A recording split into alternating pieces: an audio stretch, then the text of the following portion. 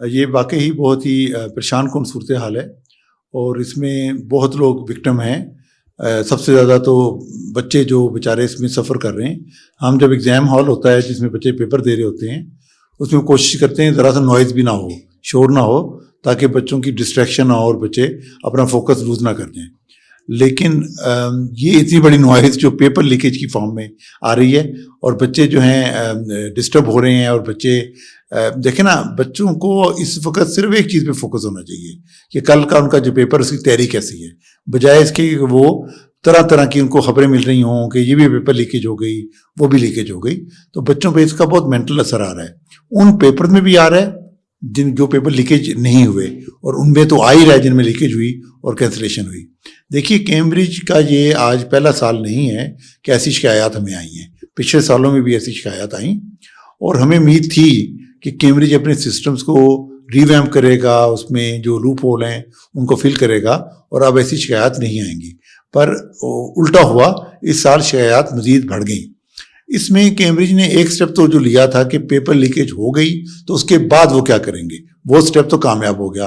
और वो स्टेप ये था कि कैम्ब्रिज ने हर एग्जाम पेपर के हर वेरिएंट का एक रिप्लेसमेंट पेपर तैयार कर लिया, जिसका एडवांटेज ये हुआ कि जैसे ही पेपर लीकेज कंफर्म हुई उन्होंने उसका एक रिप्लेसमेंट पेपर इसी एग्जाम के दिनों में रख लिया, जिससे बच्चों का जो रिजल्ट है वो पुरानी डेट के मुताबिक ही आ जाएगा और उनकी अगली तालीम जारी रहेगी बगैर रुकावट के। तो ये तो 100 और 100 मिलके कैम्ब्रिज को ये स्टेप लेने पे।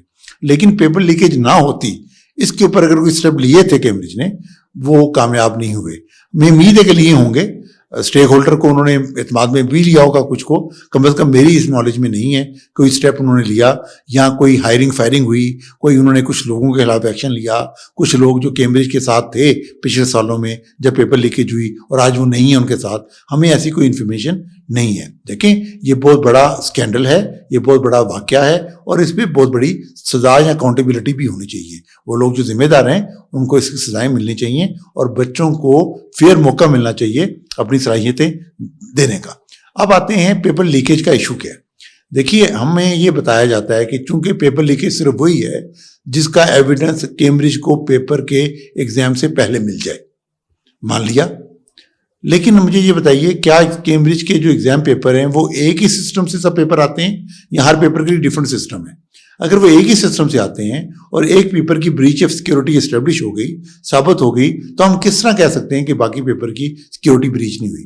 देखिए, इसमें जो माफिया काम कर रहा है, और वो मैं ये भी कहूँगा कि ये एक इंडिविजुअल का काम नहीं है, ये पूरी एक टीम का काम है। ये उनका सुपरवाइजर, उनका सीनियर सुपरवाइजर, ये पूरी एक लेयर है जो इसमें इन्वॉल्व है। मुझे इनसाइड का नहीं पता, लेकिन मैं एज एन आउटसाइडर मैं ये कमेंट कर सकता हूँ कि ये इंडिविजुअल नहीं कर रहा, पूरी टीम कर रही है। तो जो टीम ये काम कर रही है उसका इंटरेस्ट क्या है? इसमें से पैसे बनाना। जब वो पैसे बनाना चाहते हैं तो वो चाहेंगे इनका ये पूरा प्रोसेस सीक्रेट रहे और ये सिस्टम उनका ब्रेक ना हो। और जो लेने वाला है पेपर, वो क्यों ले रहा है? ताकि उसका जो वालिद है जो नाजायज पैसे खर्च कर रहा है अपने बेटे को एक नाजायज फेवर देने के लिए, उसका ऑब्जेक्टिव क्या है कि मेरा बेटा अपनी क्लास में टॉप कर जाए या उसका वो ग्रेड आ जाए जो वो डिजर्व नहीं करता और दूसरे बच्चों से उसकी परफॉर्मेंस बेहतर हो जाए। तो जो बायर है इस पेपर का, वो भी छुपाना चाहेगा कि ये पेपर लीकेज हुई है, और जो बेच रहा है वो भी छुपाना चाहेगा। ये बाहर क्यों आया? हो सकता है उनका आपस में कोई क्लैश हो गया हो किसी एक पेपर पे, कोई पैसों की तकसीम में कोई, और वो लीकेज हो गई हो। तो ये कहना कि एक पेपर का एविडेंस आया है और वही लीक है और बाकी लीक नहीं है, सॉरी, मैं इस बात को मानने से कासिर हूं। क्यों? सब पेपर एक ही सिस्टम से आते हैं, एक ही कोरियर कंपनी के थ्रू आते होंगे, एक ही डिस्ट्रीब्यूशन है। तो जब वो एक ही डिस्ट्रीब्यूशन है तो एक पेपर की लीकेज का मतलब है पूरे क्वेश्चन की इंटेग्रिटी के ऊपर डाउट आ गए। कैम्ब्रिज बहुत बड़ा इदारा है, हम कैम्ब्रिज के साथ एसोसिएटेड हैं, कई तरह से एसोसिएटेड हैं। हम कैम्ब्रिज की कामयाबी को अपनी कामयाबी और कैम्ब्रिज की नाकामी को अपनी नाकामी समझते हैं। लेकिन इसके साथ साथ हम कैम्ब्रिज को विक्टिम समझते हैं। इसके अंदर हम कैम्ब्रिज को कसूरवार नहीं समझते, हम समझते हैं ये नुकसान जिस तरह बच्चों के साथ किया जा रहा है कैम्ब्रिज के साथ भी किया जा रहा है।